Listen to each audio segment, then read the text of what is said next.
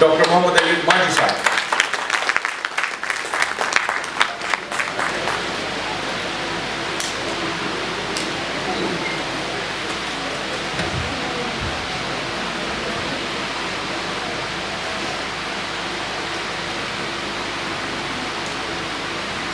जनाब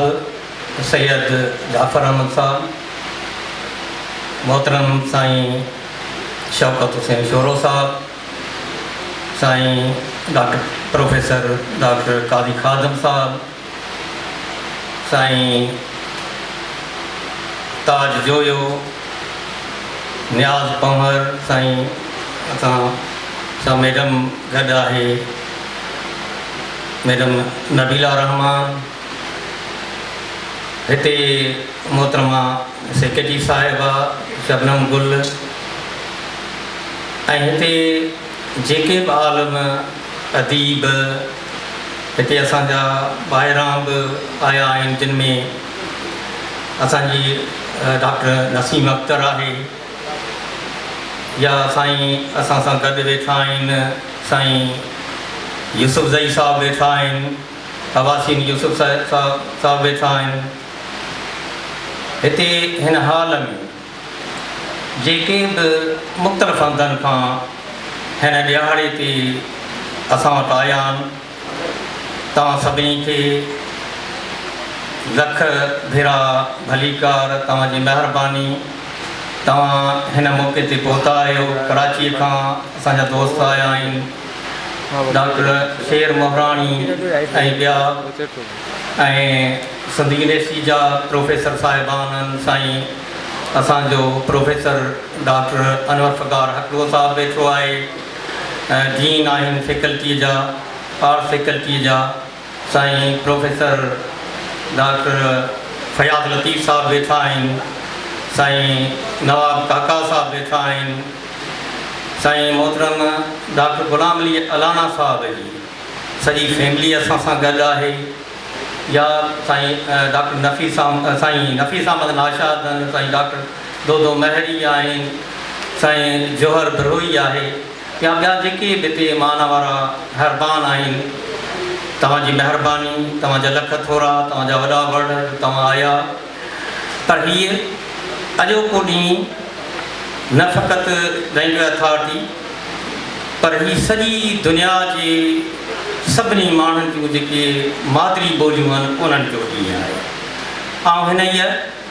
हिन मौक़े ते मादिरी ॿोलियुनि जे हिन मुबारक मौक़े ते सभिनी तव्हांखे लख भेरा मुबारक ॾियां थो। ऐं छाकाणि त हीअ ॾींहुं उनजी जदोजहद, उनजो पस मंज़र न फ़क़ति डिघो आहे, पर सचपच त हीअ हिकिड़ो ख़ुशी जी ॻाल्हि आहे त हीअ असांजे मादिरी ॿोलियुनि जो ॾींहुं आहे। अॼोको ॾींहुं जंहिंमें असांजा मान वारा इलाही दोस्त जिन जा नाला वठी वियुसि, या ॿिया अञा वेठा आहिनि जिन जा नाला कोन वठी सघियो आहियां, त उन में हीअ गुज़ारिश कंदुसि त सिंधी ॿोलीअ जो ही मादिरी ॿोलियुनि जो ॾींहुं जंहिंजो असां हाणे जेका तकलीफ़ आहे उहो टॉपिक या उहो मौज़ू रखियो आहे मादिरी ॿोलियुनि जी अहमियत ऐं उनजी हैसियत। उन में उन दावतनामे में, उन दावतनामे जे हिसाब सां, उन टॉपिक जे हिसाब सां मुख़्तलिफ़ आलम अदीब पंहिंजा पंहिंजा पेपर लिखी आया जेके तव्हांजे साम्हूं पढ़ंदा। मुख़्तलिफ़ सबब जे करे प्रोग्राम में देरि थी आहे, उन लाइ आउं तव्हां खां माफ़ी वठां थो त तव्हांखे इंतज़ारु करिणो पियो। तव्हां परे खां बि आया आहियो, जेके लाहौर खां आया, जेके बावलपुर खां आया, मुख़्तलिफ़ हंधनि खां आया, कोयचा खां आया, कराची खां आया, या सिंध जे जा कराची समेत ॿिया जेके बि इलाइक़ा या शहर उन खां आया आहियो। हिते आऊं हीअ बि गुज़ारिश करियां त हीअ जेको अॼोको ॾींहुं आहे, जेको थियो त जेका बांग्लादेश में हिकिड़ो वाक़ियो थियो हो, उतां खां शुरूआति थी ऐं हुननि पंहिंजी जदोजहद ऐं ॿियूं जेके उहे क़ौमूं या उहे जेके माण्हू, उहे जेके क़बीला, उहे फ़र्द जिन पंहिंजे मादिरी ॿोली लाइ जदोजहद कई, हिन ॾींहं खे डिक्लेयर करायो। ऐं हीअ ॾींहुं 2009-10 खां असां वटि बि मल्हाइजणु शुरू थियो ऐं जेको मतिलबु त हीअ उनजो सिलसिलो आहे। हिन सिलसिले में सिंधी ॿोलीअ जो बाख़्तियार इदारो अॻु में बि अहिड़े क़िस्म जा तमामु शाहकार तमामु सुठा प्रोग्राम कराए चुको आहे, हिन हवाले सां कमु बि करे चुको आहे। सिंधी ॿोलीअ जो बाख़्तियार इदारो जंहिंजो कमु ई आहे, जंहिंजो मक़सदु ई आहे हिन जे जेको बुनियादी जॾहिं इहा 72 जे एक्ट में ज़िक्र आहे, पर हिन जो 90 वारे जेको आहे असेंबली जेको फ़ैसिलो कयूं उन मुताबिक़ उन तहत जेको हीउ इदारो क़ाइमु थियो, जेको 90 खां ई कमु करे पियो। उनजो मक़सदु बुनियादी जेके मक़सद आहिनि उन में आहे सिंधी ॿोलीअ जी जो वाधारो, सिंधी ॿोली तरक़ी वाद बीज ऐं सिंधी ॿोलीअ जी सिख्या जेका न फ़क़ति बुनियादी सिख्या पर उहा हायर एजुकेशन ताईं उहा सिख्या ऐं ॿिया जेके बि मुख़्तलिफ़ जेके से ॿोलियूं ॻाल्हाईंदड़ सिंध में रहनि था उहे मुख़्तलिफ़ खातनि में जेके आहिनि निजी सरकारी या गैर सरकारी इदारा उन्हनि खे सिंधी पढ़ाइणु, उन्हनि खे सिंधी जी सिख्या ॾियणु। गॾोगॾु असां वटि जेके बि क़दीम इल्मी ज़ख़ीरो आहे उन ते तहक़ीक़ करणु, उनजी तारीख़ ते, उनजी लिसानियात ते, उन जा जेके नायाब किताब आहिनि उहे आणनि। पर एनसाइक्लोपीडिया जेको हेसि ताईं 12 उन जा वाल्यूम शाहकार वाल्यूम अची चुका आहिनि, उन्हनि ते बि कमु जारी आहे। उहो बि हिकिड़ो असांजे मक़सद में आहे। सिंधीअ जूं डिक्शनरियूं न फ़क़ति उहा डिक्शनरी जेका जामे सिंधी लुगात आहे,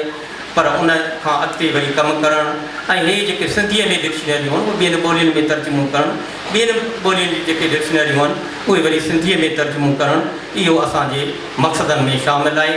पर इहे सभु ॻाल्हियूं तॾहिं थियनि थियूं जॾहिं ॿोलीअ जी सिख्या ऐं ॿोलीअ जो वाधारो, पर छाकाणि त हीउ जदीद दौरु आहे, जदीद दौरु आहे। तंहिंजे करे जेकॾहिं असां हिन दौर जे तक़ाज़ा मुताबिक़ न हलियासीं त आउं सम्झां थो त असां अॻिते वधी न सघंदासीं, छाकाणि त खोड़ सारियूं ॿोलियूं आहिनि पर उन्हनि खे केतिरा ख़तरा आहिनि। असांजी ॿोलीअ जो, सिंधी ॿोलीअ जो जेको तारीख़ी पस मंज़र आहे, जेका क़दामत आहे, उन ते त आउं नथो ॻाल्हायां, ॿिया जेके से महिरबान आहिनि ज़रूरु ॻाल्हाईंदा। पर ॻाल्हि इहा आहे त उहा जेका क़दीम ॿोली आहे, जेका दुनिया जे हज़ारे सालनि जूं जेके क़दीम ॿोलियूं हुननि मां हिकु आहे। ऐं हीअ बि हिन मौक़े ते इहा ॻाल्हि कंदे ख़ुशी महसूसु करियां थो त सिंधी ॿोली जेका एतिरी तेज़ीअ सां न, पर उहा जेके माण्हू आहिनि, असांजो जेको अवाम आहे, जेको उहे जेको कमु कनि था, असांजा जेके स्कॉलर कमु कनि पिया, उहो बि को विसारण जहिड़ो न आहे। उहो तहक़ीक़ जे हवाले सां हुजे, डिजिटल जे हवाले सां हुजे, या जेके बि असांजा जदीद औज़ार सामान जेके टूल्स चइजनि उहे जेके आया आहिनि उन हवाले सां, पर उन हवाले सां असांखे अञा घणो कमु करिणो आहे। जेके दुनिया जूं 107 वॾियूं ॿोलियूं आहिनि जिन में जिन खे गूगल जेको सो क़बूलु कयो आहे, उन्हनि में बि सिंधी हाणे शामिलु आहे, पर उन खां अॻिते असांखे ॾाढो वॾो कमु करिणो आहे। छाकाणि त हिन जी ट्रांसलेशन जे हवाले सां, गूगल जी ट्रांसलेशन जे हवाले सां, डिजिटल जे हवाले सां, ॿिया जेके बि असांजा सोशल मीडिया या जेका जदीद जेका असां मीडिया आहे उन जा जेके टूल्स आहिनि उन हवाले सां जेके असांजा कम आहिनि उहे ज़रूरु अॻिते वधंदा। असां हिन वक़्तु बि इहो चाहियूं था त असां वटि हिकिड़ो अहिड़ी लेबॉरेटरी हुजे, जेका लिंग्विस्टिक लेबॉरेटरी हुजे, जंहिंमें न फ़क़ति सिंधी ॿोलीअ ते उहो ट्रांसलेशन जे हवाले सां कमु थिए, पर उहो ट्रांसलेशन जे हवाले सां जेको नेट या डिजिटल या गूगल जे हवाले सां थिए। ऐं उहो उन में जेके बि असांजी सिंधी ॿोलीअ जा लहजा आहिनि, जिते जिते दुनिया में सिंधी ॿोली ॻाल्हाई वञे थी, ऐं उहा न फ़क़ति उते असां उनखे ॿुधी सघूं, असां पर उन ते असांजा नौजवान जेके MA कनि था, जेके MPhil कनि था, जेके PhD कनि था, उहे उन ते रिसर्च करे सघनि, उन लाइ को सोर्स मटीरियल उहो मौजूदु हुजे।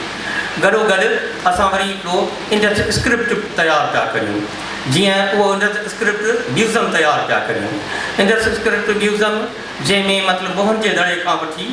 जेके बि लिखतूं आहिनि, जेके बि नमूना आहिनि लिखतुनि जा, उहे मौजूदु हुजनि। जीअं असांजा हालांकि उहे घणा मौजूदु आहिनि, पर असां कोशिशि पिया करियूं त उहे सभु मुकमल थियनि। उन में जेका खोट आहे उहा असां पूरी करियूं जीअं उन ते का जदीद अंदाज़ सां रिसर्च थी सघे। ईअं ई असां जेके ॿिया मुख़्तलिफ़ दुनिया जा इदारा आहिनि जेके रिसर्च कनि पिया, उहे रशिया हुजे, फ्रांस हुजे, चाइना हुजे, बरतानिया आहे या वेंदे हिंदुस्तान आहे, त उन्हनि में जिते जिते रिसर्च थिए पई असां उन सां बि राब्तो कयो आहे। उन जा जेके रिसर्च थी आहे उन खां बि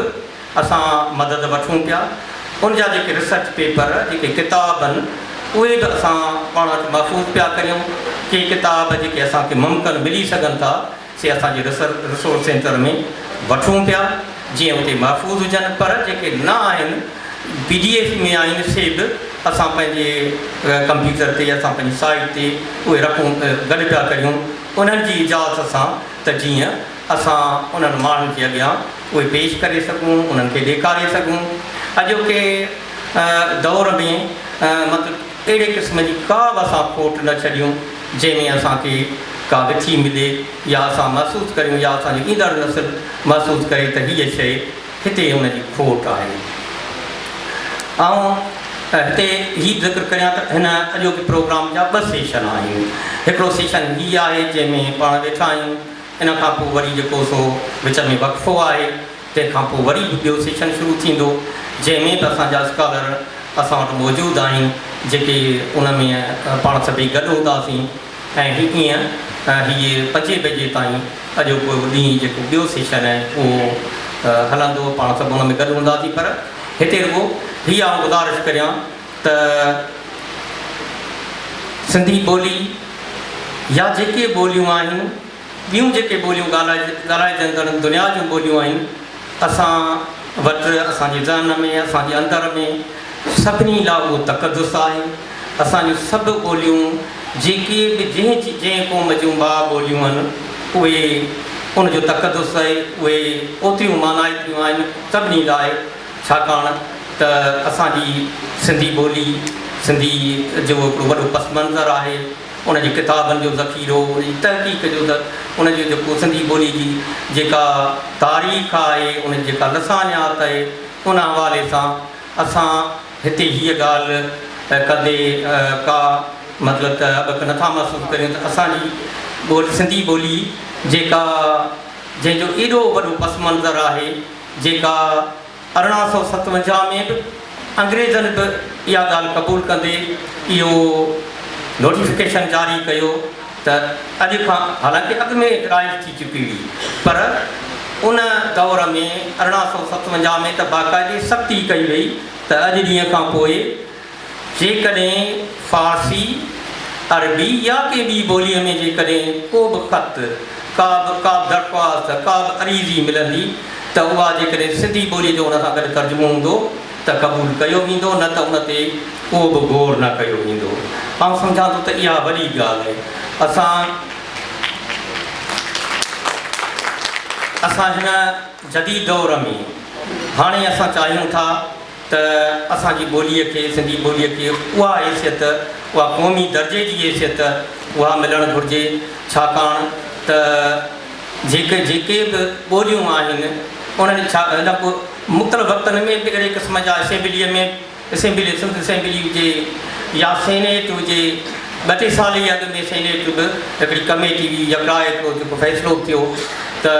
सिंधी ॿोली या ॿियूं जेके असांजी मुख्य ॿोलियूं आहिनि उनखे क़ौमी ॿोलियुनि जो दर्जे ॾियारियो वेंदो, उन लाइ फ़ैसिला थिया, पर उन ते छाकाणि त अमल न थी सघियो आहे। असां हिन मौक़े ते हीअ बि घुर करियूं था त सिंधी ॿोलीअ खे पाकिस्तान जूं ॿियूं जेके मुख्य ॿोलियूं आहिनि, पर असांजी सिंधी ॿोली समेत उन्हनि खे क़ौमी ॿोलियुनि जो दर्जो ॾिनो वञे, जेको मुंहिंजो हक़ु आहे, जेको मुंहिंजो तारीख़ी ऐं एॾो वॾो हक़ु आहे जेको असांजा धारिया हुकुमरान जेके हिते आया, जेके क़ाबिज़ हुआ, अंग्रेज़ बि उनखे तस्लीम करे चुका आहिनि, उनजूं लिखतूं मौजूदु आहिनि। त इहो मुख़्तसिर असांजो अॼु जो मक़सदु आहे। ऐं सम्झां थो त अॼोके ॾींहं ते जेके बि मक़ाला पेश थींदा, जेके बि ॻाल्हियूं पेश थींदियूं, तंहिंखां पोइ ठहराव गॾियल पेश थींदा, उन में पाण सभु गॾु हूंदासीं ऐं आहिस्ते आहिस्ते उहे ॻाल्हियूं जेके आहिनि से अॻिते वधाईंदासीं, उहे लिखत जी सूरत में जीअं अॻु में साईं जी मुहिम शुरू कई वई हुई ऐं उहे सयूं बि जेके साईं जी मुहिम हज़ारे साईं जी लखे साईं जी मुहिम शुरू थी जेका बि साईं पहुती हे बि असां लिखणु असांजी लिखत उहा अॻिते ईअं शुरूआति कंदासीं। अॼु बल्कि काल्ह जेका शुरूआति थी जेका असांजी शुरूआति आहे जेका 10 साल 20 साल थी असां उहे सभु ॻाल्हियूं